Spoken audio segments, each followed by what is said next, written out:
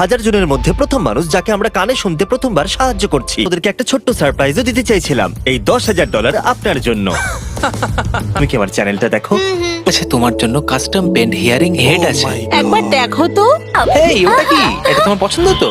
এবার আপনার হিয়ারিংটাকে টেস্ট করার জন্য টেলর সুইফটের কনসার্টে যান আর ভালো শোনার এক্সপিরিয়েন্স নিন। এটা সবথেকে বেস্ট সিট বাস্কেটবল দেখার জন্য। Thank you Mister Beast. এই জন্য আমরা মেক্সিকো গেলাম 200 জনের সাহায্য করতে। 3, 2, 1।